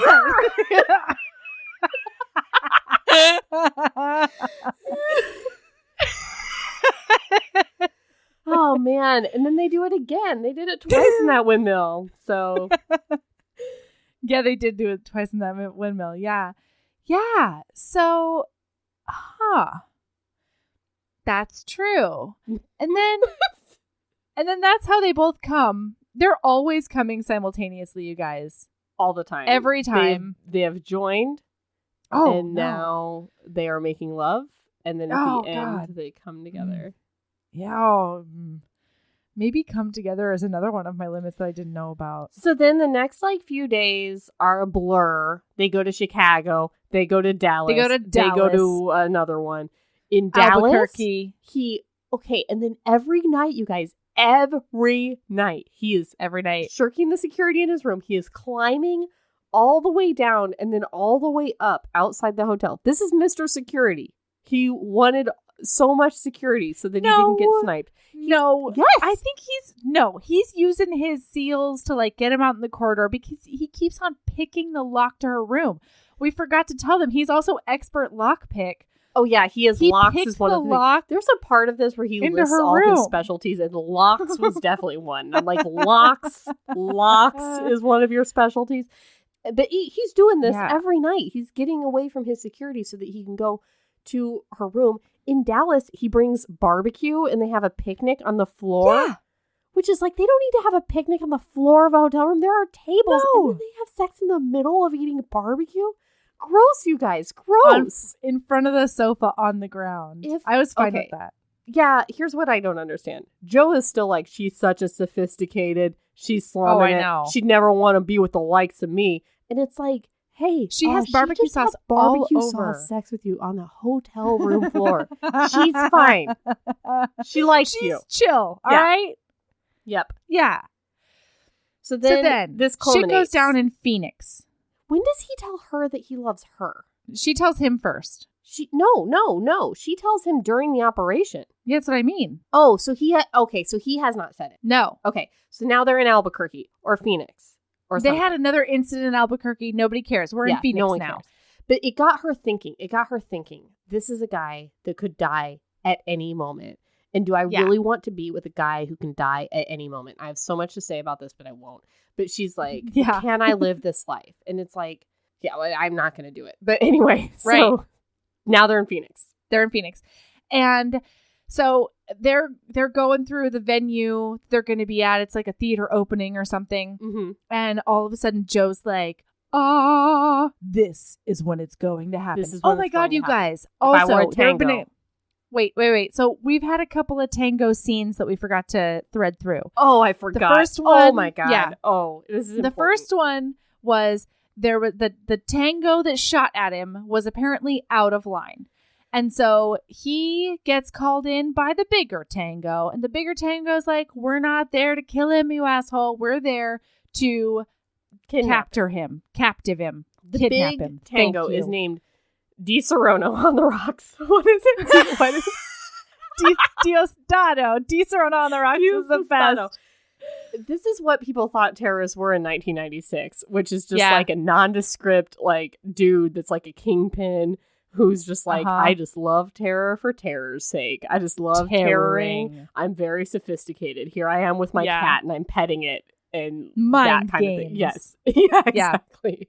It's very John McClane. What am I thinking of? Die Hard. It's very Die Hard. Yes. This terrorist group. So the second one is the lower down one is okay, I guess what I have to do is the bigger one tells him he has to go do another attempt on the prince's life, but he has to fail on purpose. And then so that the security will be lax. Yeah, again. They're waiting for an assassination attempt. So what we need to give them is an assassination attempt so that they will call off all the security. And I'm reading this that is the stupidest shit I've ever heard in my life. If there's another assassination attempt, now there's double, triple security, extra secret, extra more security. And I'm what are these terrorists? They're so stupid. After the second attempt, Joe's going to be now we really need to beef it up. Give me 3 SEAL teams out here. We need 300 guys all on this. And then that is what happened. That's exactly what happens. So we're at the scene now. We're going to cut some ribbons and make some speeches and hope that a sniper comes out of the bushes or whatever. So he's standing up on the thing. She's out in the van. She realizes in this moment that everybody's right, that there's definitely going to be a terrorist attack. And so she's like, if I don't tell him now, I'm never going to be able to tell him maybe. And so over the intercom in front of God and everybody, she's like, Joe, I love you. And everybody's like, don't tell him right before he goes on a mission. Now, This dick nose. Stupid. You're This is serious business. This trope of crazy wives of like secret agents and military people or whatever who like storm the thing and demand to be heard about their love for people is just, it's the worst trope of all the tropes. I would want him focused. I would be like, I'm over here in the corner. I want to talk to you when this thing is over maybe, but like you need to focus on your shit. Yeah, because she thinks he's going to die. How about this? How about don't think he's going to die?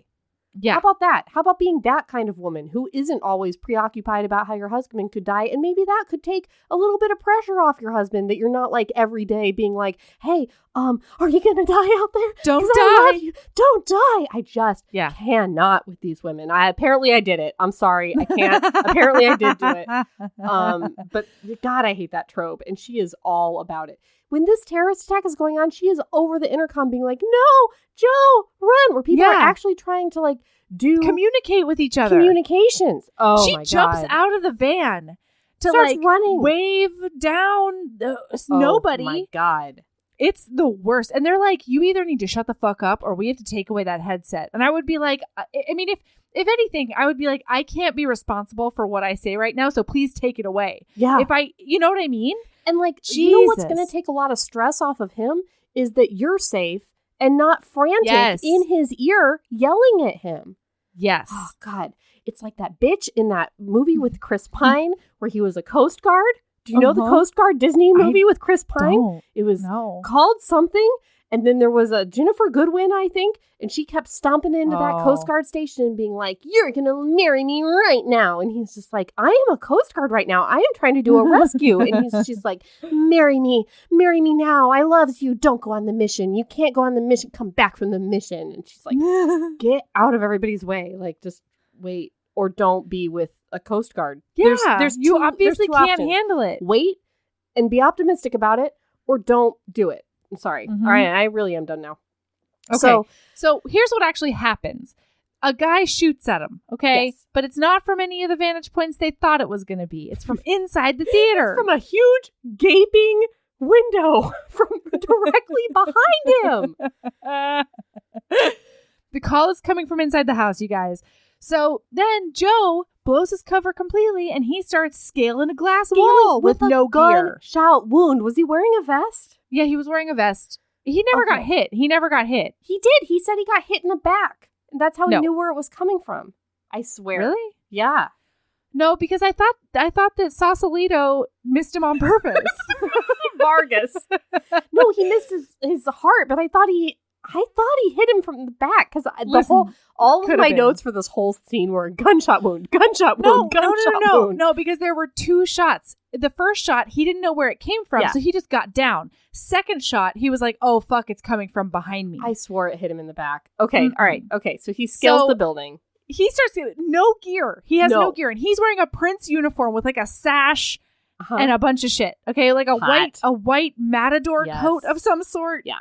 I like to think he also has a knife in his teeth. That's just something I was thinking about. And gecko fingerprints. That's how he can get up the building. Totally. Okay, so he leads the SEAL team. They kill the dude. It's a victory. Right. She, meanwhile, like we said, is screaming in his ear like a banshee and trying to get him to like stand down or something, even though this is literally his job. Mm-hmm. And then they go home. She's waiting in her hotel room or something. Right. And then what happens? Does he come in or does he call her? Something happens. He says, because, so the guy that did this shooter here, Sausalito, used to be, what did I say? DiGiorno? DiGiorno. Right-hand man. But the Yes. intelligence is that he's no longer his right-hand man, and so he probably acted alone for no motive whatsoever. How about this intelligence? Maybe he's still his right-hand man and wanted all you guys to think that he wasn't, and he's still, duh. Yeah. Duh. But no one thinks of this. And so all the security is gone now, and Joe's just allowed to be Joe. Oh, yeah. And then Joe's like, let's go on a date. Wear the black dress. Let's Fancy go date. up to the mountain I'm on going to wear my the dress restaurant. uniform. I got a ring for you, Ronnie. Let's do this. Oh, my God. So he shows up at her house, at her hotel room, and she's like, come in. I didn't want to go out. I for ordered a you." room service. I pushed all the furniture to the sides of the room. I'm going to do a strip. Because, you guys, for a Uh-huh. while they've been fucking, and he's been like, the only thing that would make my, like, all of my dreams come true is that if you dance for me someday. Right. Oh, wait. Also, before Yes. this, got to get back to the romance. He's been like, I think Ronnie is worried about being seen in public with me. Right. So he's actually really excited about this restaurant Yes. idea. Oh, yeah. Her whole thing was shitty, what she did. It's super shitty. She didn't know, though. She's not in his brain. True, but I wanted to watch that scene where they go to the fancy restaurant and God, she's in the fancy same. dress and he's in the fancy dress uniform, which is blue, I not know. white like the cover. I wanted to see it. Yeah. I imagined the white one. I like that white one. Well, that's a Marine one, though. No, that's a navy. It's just 1996, so it's a blue right now.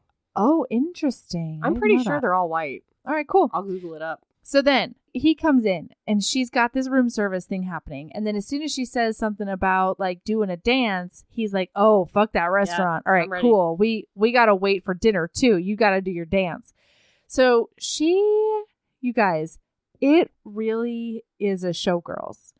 She's like gyrating to the descriptions of jazzy, this bluesy, kicking their legs are around. not sexy, but Suzanne, there's no way that there's no way that this could have been written sexy. But it's true.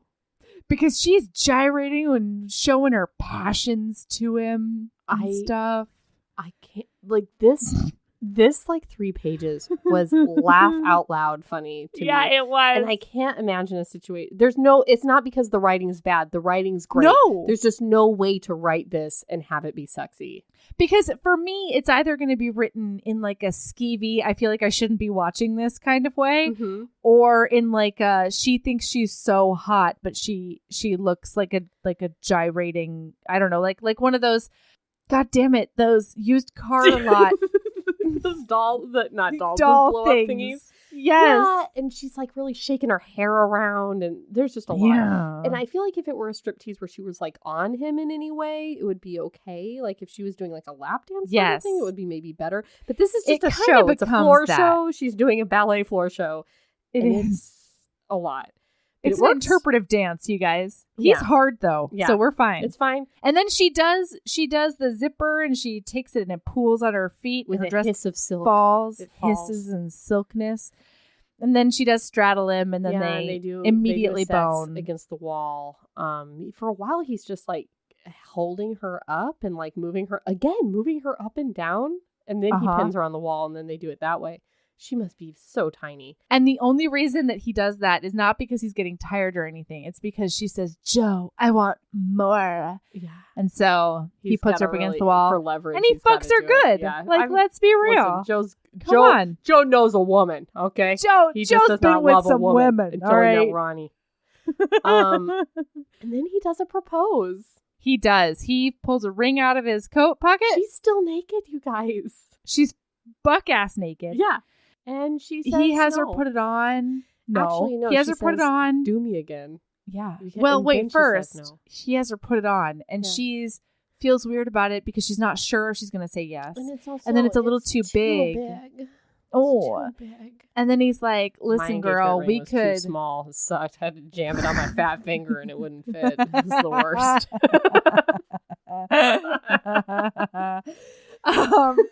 So wait. So Err he's on the like- side of big, fellas. Yeah.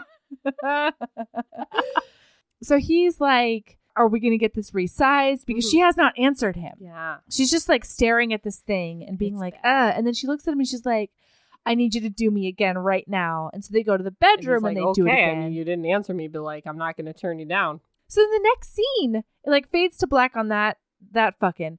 And then the next scene is him staring at the ceiling of this bedroom, being like, she didn't say yes, but she didn't say no, but she didn't say yes. And the ring is back in its box, and she didn't say yes, but she also didn't say no. Like, he is freaking Ziowski's, as he should be.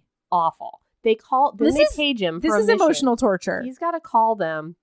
There's some mission somewhere. I forget where. I don't know if he tells her where. And he's like, I've got a mission. I can't tell you what it is or where it is. But they've offered me a week of leave because I just got off of this mission. Mm-hmm. Should I go or should I stay? What do you want to do? Do you have work or like, and she's like, I have a lot of work, so you should just go. And he's like, okay, well then after the mission, after that work, can I just meet you in Ukashmirgistan? And she's like, no, because I don't think that's going to be a good idea. And he's like, okay, well after that, I'm going to be here, but like maybe you can come. And she just keeps saying, no. And he's like, well, what do you want to do, Ronnie? Because it seems like you don't want to make this work. You don't want to see me. Yeah. And then he realizes not only does she not want to marry him, but she never wants to see him again. Yeah. He thinks it's because she doesn't love him and she was slumming and she was playing with his heart by saying she loved him. Well, because she keeps on saying we're from such different worlds. Yeah. In her mind, it's like, I don't think I can handle you leaving for weeks on end and me not knowing whether or not you're alive during that time, which is a legitimate concern. It is. If you don't want to live that way. Like, that is completely legitimate. And you should say it out loud. Exactly. And then you should make that decision, Ronnie, because this relationship is not going to work. Yes. It's not. And he keeps on, and in her mind, she's like, I can't ask him to leave the SEALs because that's who he is, down to his marrow. And I also don't think I can live like this. And then she gets that confirmation when he gets the call because she's like, okay, what can you tell me? Is this what it's going to be like? Because he got the call. And then he's like, now they're coming in 10 minutes. So I gotta shower and go. Can I read it? Yes, please. It's devastating. You don't want to marry me. It wasn't a question. It was a statement. Veronica didn't move, didn't say anything. What could she possibly say? Joe laughed, a brief burst of air that had nothing to do with humor. Hell, from the way it sounds, you don't even want to see me again. She turned toward him, but she wasn't prepared for the chill that was in his eyes. Boy, did I have you pegged wrong, he said. You don't understand, Veronica tried to explain. I can't live the way you want me to live. I can't take it, Joe. He turned away, and she moved forward, stopping him with a hand on his arm. We come from such different worlds, she said.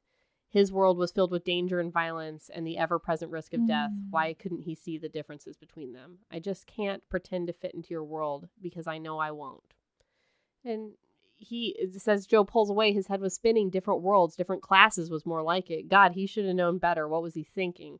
How could he have thought a woman like this, Veronica St. John, a wealthy, high-class, gentrified lady, would want more from him than a short, steamy affair? He had been right. Yeah. Oh, it's devastating. It's awful. Also, can I just say that I really like this sort of like old school head hopping that's throughout this whole book. Yeah. I think it's great. Because so many of the most recent romances are like one chapter is this person, the next chapter is that person. I really liked the like 2-paragraph head hopping that was happening. Yeah, I did too. So yeah, it is so sad. He goes off to his mission. Turns out though, guys, that it's not a mission. It's just like the top brass being like, how fast can y'all get here? Like, how fast can we mobilize if we need to? And so he's nursing his wounds at, like he's in a really bad mood. He doesn't know what's going on. And then he gets a call from her. And he's Awkward. like, hey, what's going on? And she's like, oh God, I thought I was going to get your voicemail. And he's like, do you want me to hang up so you can call and leave me a message? And she's like, no. God, I have had conversations like this where you're just like, worst. Oh no, nobody's saying what they want to say. Tell him that Cindy died, which is like Cindy a double hit died for him. And he's just like, okay, thanks for calling me with a double tap and like goodbye. Yeah. And, oh man, it's bad. And he had thought maybe she was calling to change her mind, and she wasn't. And then she gets off the phone being like, he was so cold. He's like moving on already. Meanwhile, he's crying in a field somewhere. Like he leaves the base to go sit in a field and cry. Oh, God. So then he's in a bar. Yeah. Wait. And Mac the Admiral comes in, and he thinks that everything is bull dinky, you guys. Yep. So they do a whole thing where it's exposition. They figure out that it was a diversion. They figure out that the real attack is going to happen. So on he's the like, Alaskan cruise. On the Alaskan which they're boarding right cruise. now because she said on the phone, hey, I got to go because this cruise is boarding right now. And I have to That's go. right. So clip to her on the cruise. Clip. We're Guys, clipping. all in black, machine guns. They're boarding the boat. They're the captains now. They are going to put the women on. They shoot 2 federal agents. They killed 2 immediately. FinCom officers. They split up the women and the men, and one of the men is like, no, my wife, or whatever. They shoot him in the head. These guys mean business. They say they're going to bring the women up to the deck to call their government every hour and ask them to please send like guns or like money or whatever. And then they're going to shoot that person once an hour, and they're starting with the women. Yeah.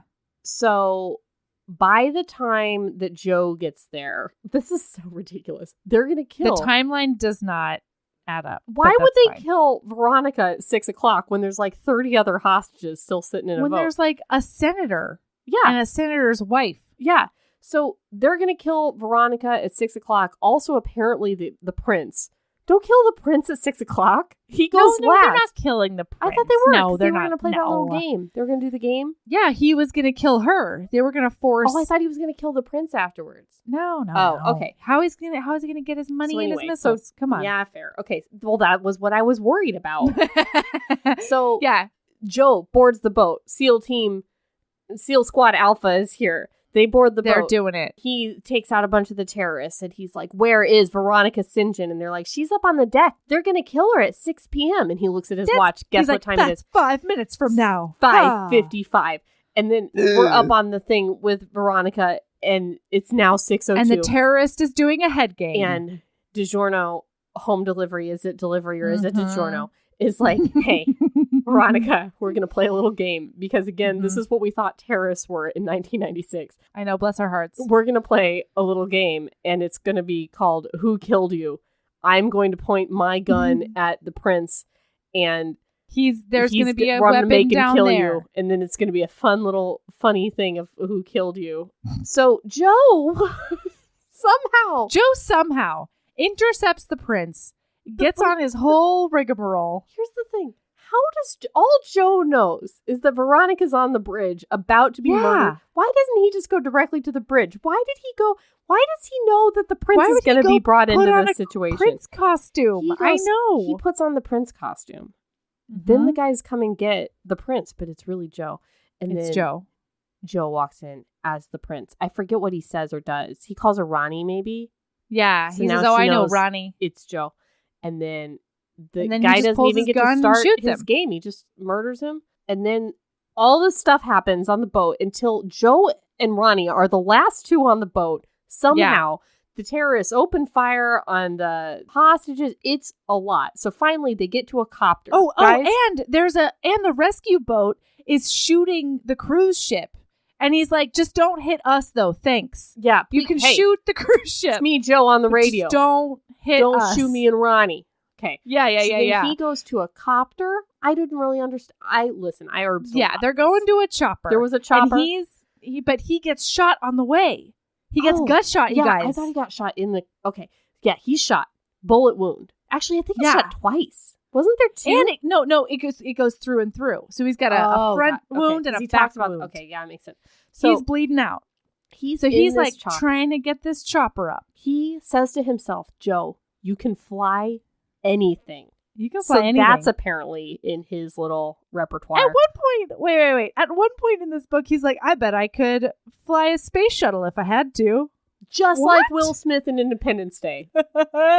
Alien plane, I know planes. Mm-hmm. That's right. So he's a flying. What he's going to do is he's doing a dizzy. He's going to he's losing a lot of blood through that torso he is. wound. He's going to lower that chopper and then shove Veronica out into the sea.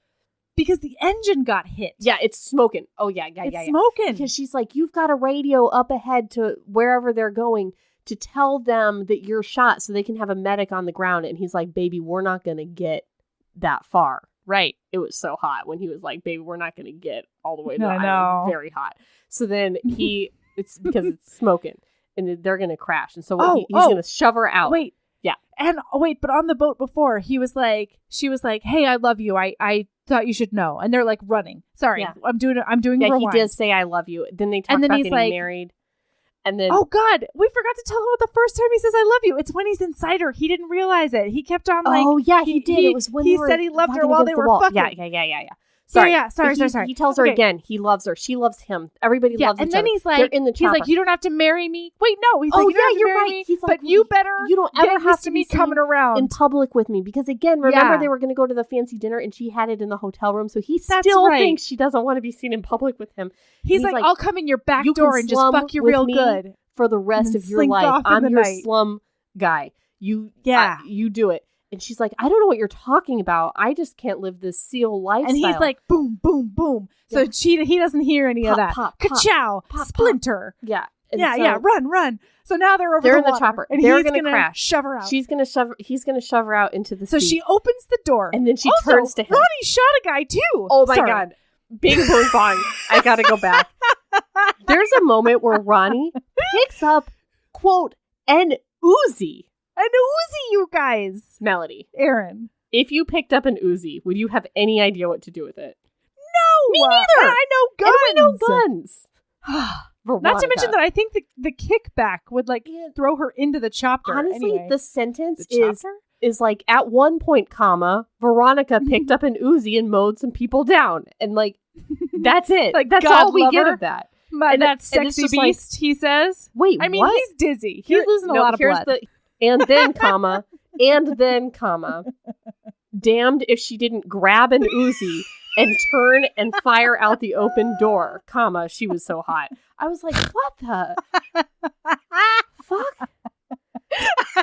So, all right, so they're in the chopper. So they're in the chopper. Going down. And she opens the door. She turns and she's like, I'm not going anywhere without you. But then she's like, I want to get married as soon as possible. She's like, you promise you jump out behind me? And he's like, yeah. I promise. I lied. He's not, and then she's like, oh, he's a valiant. Because he's a noble. He's a noble. And I love it. I'm sorry, Navy SEALs. I love you. And so then she looks at him and she's like, I want to get married as soon as possible. And then she jumps the fuck out. So then he's like, oh my God, Ronnie wants to marry me. But then it shoots to her vantage point. Yeah. It hops to her head. And then she's like, oh no. The chopper. I keep on saying chopper. It's a cross between chopper and copter, and I hate it. So the copter is the chopper is going down. It's doing a smoke. It lurches, and then it goes in because he passed out because he's doing a dizzy from the torso wound. Because he's so dizzy. Is you what guys. happens when you have a torso wound. Not That's right. You have sex in a cave 4 more times. Listen, Helen K. Diamond, we love you so love much, you but so that's much. not what happens. We like you as a person, but we do could not have had all that sex in that cave. He couldn't have held her up against a wall.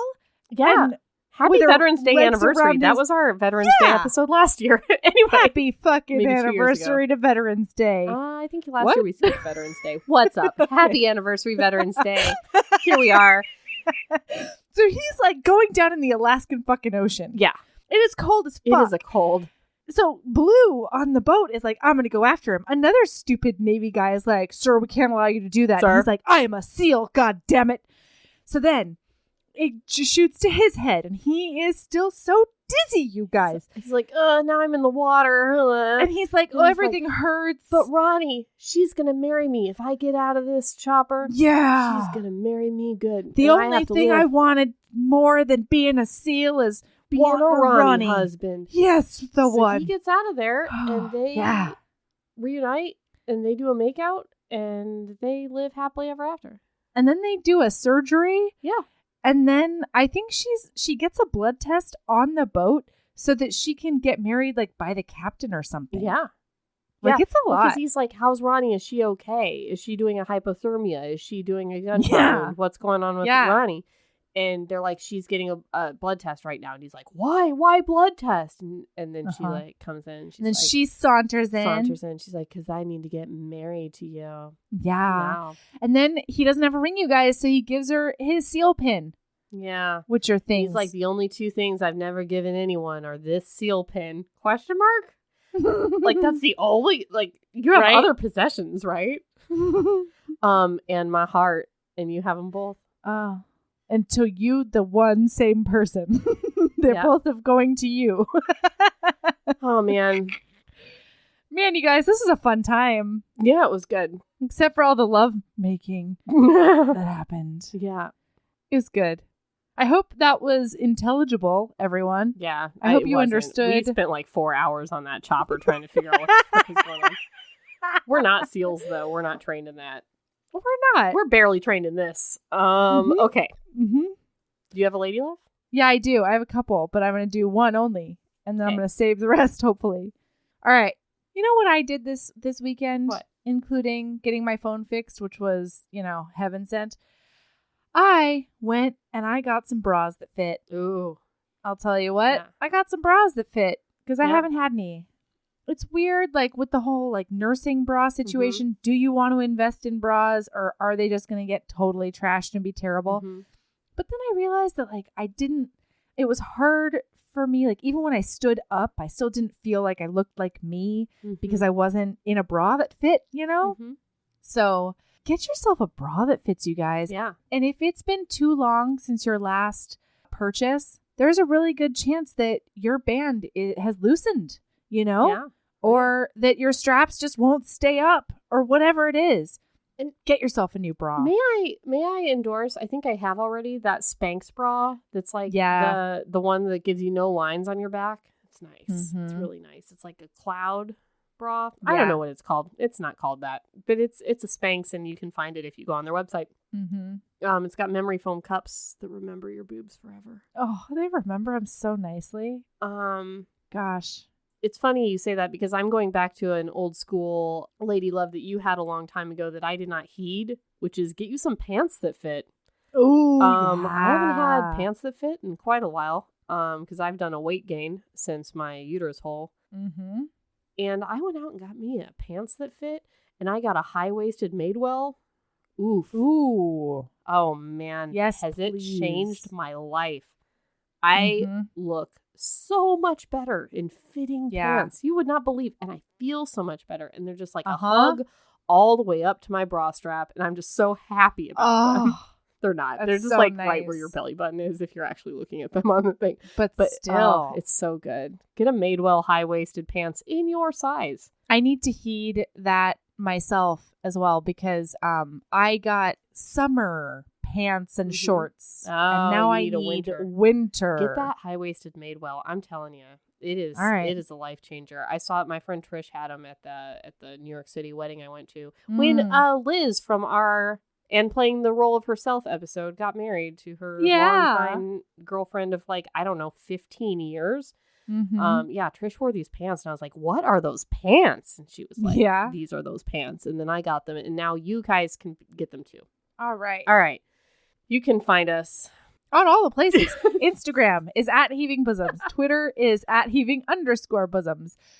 Our website is heavingbosomspodcast.com, and that's where it has a bunch of links to the Reading Embrace. You can link to bonus content, which is our Patreon. The merch. We've got merch that you can get for yourself. Then the Facebook page is Heaving Bosoms Podcast, and then the Facebook group, it's a closed situation where only the most elite of the romance lovers can go. And that is the Heaving Bosoms Podcast Geriatric Friendship Cult. Yes. You have to be nice, and you have to be supportive, and you have to be awesome. Yes. In order to apply. Yes. I think that's it. Okay. Yeah. All right. Oh, and if you want to advertise or if you want to send us an email about anything, our email is heavingbosospodcast@gmail.com. You can advertise on our podcast. Are you an author? It's a pretty cheap. Or are you an Etsy shop? Are you an artist? Are you in anything? It's a pretty anything? cheap to advertise with us, and we have a big old reach. We'll tell you all about it. That's right. You shoot me an email, and I will email you back. Maybe. So, no, definitely. If you're an advertise, we will email you back. We always email back the advertisers. Okay. All right. Keep being a badass. And love yourself as much as you love being a specialty in hand-to-hand, computers, locks, paratrooper, languages, parasailing. Did you say sandwiches? Celebrity impersonations, bombs, bomb underwater making, bombs, bomb diffusing, wire cutting, wire cutting, standing in front of a tailor. I can climb any building with my gecko hands. Lifting up ladies and moving them up That's and right. down on the penis, which is what I did in every sex scene in this book. Grabbing dudes by the nipples and calling them lapels. Putting them up against the wall and saying, I'm not going to fuck Ronnie, but you can't either. Nobody. Also barbecue sex on the floor. Sounding All like right. Sylvester Stallone, because that's what this has become. Oh, man. So should we pick one of those, or just let it be? Love yourself as much as you love all of that. Okay, HBs. yeah, I guess. All right. Bye. Bye.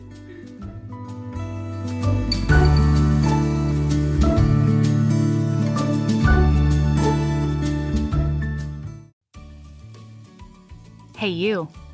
Yes, listener, you. Are you loving the show?